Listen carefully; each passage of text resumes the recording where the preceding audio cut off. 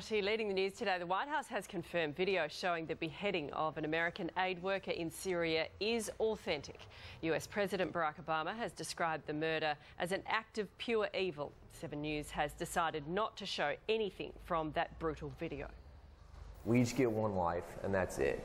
You get one shot at this. He was the former US soldier who became an aid worker. I got you, I got you.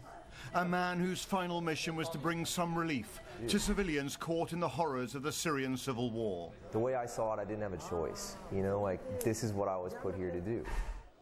Peter Kazik converted to Islam while being held by the Islamic State, changing his name from Peter to Abdul Rahman.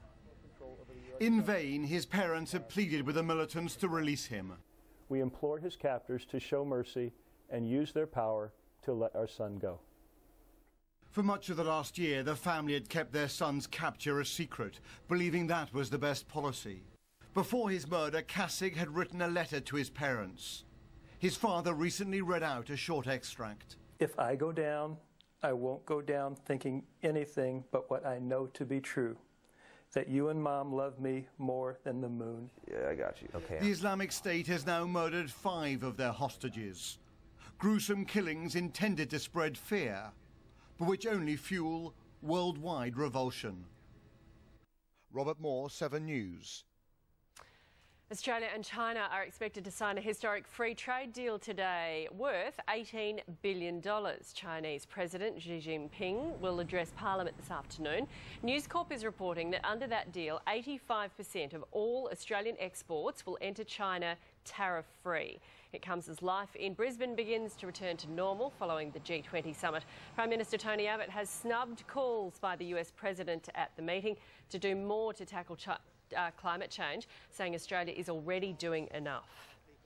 A boy is dead. His father is seriously injured following a boating tragedy near Karratha in Western Australia. Andrea Burns is in Perth. Andrea, there were 2 airlifts overnight. That's right, Nat. The injured dad came on one flight. A little girl, who I understand is around 3 years old, came on a second Royal Flying Doctor flight. The pair had been injured in a boating accident at Clearville Beach, around 25 k's north of Karratha. It's understood the 6-year-old boy fell overboard when the boat was being pushed out into the bay. The motor started accidentally and he was caught up in the propeller. His 36-year-old dad tried desperately to save his son but was unable.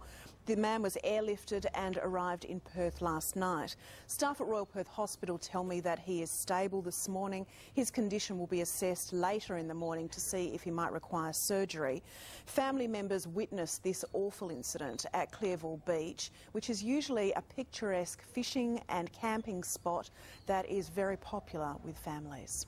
It's just tragic, isn't it? Thanks, Andrea. Live from Perth there.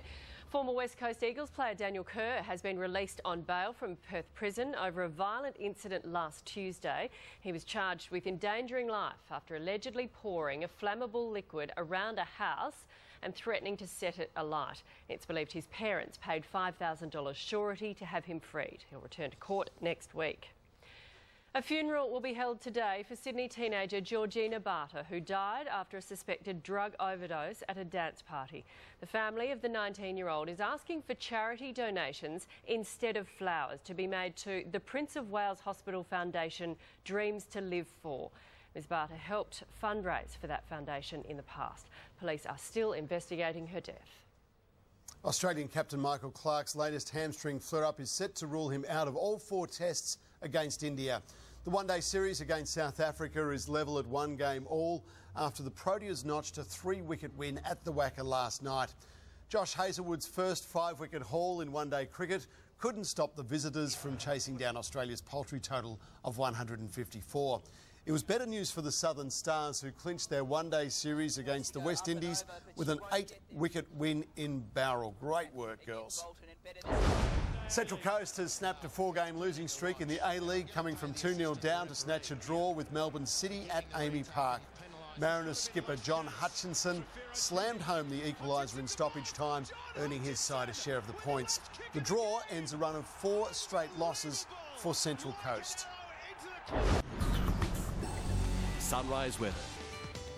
A trough is generating storms in northern parts of WA and the Northern Territory and very hot northerlies in Queensland and northeastern New South Wales. A trough is also bringing a cooler change to southern Queensland and New South Wales. A cold front is causing showers to increase mostly over the west. Brisbane today fine and 30, sunny and 26 in Sydney, fine in Canberra and 23, a shower or two and 20 in Melbourne, partly cloudy and 17 in Hobart.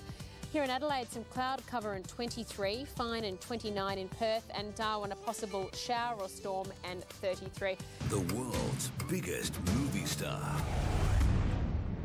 Well. Angelina Jolie on Sunrise tomorrow. Let's take a look at our sky cams. Bris Vegas, as Obama likes to call you, fine and 30 degrees today. Sydney, sunny and 26, lovely day. Melbourne, a shower or two, 20 the top. And Adelaide, cloud cover and 23 today.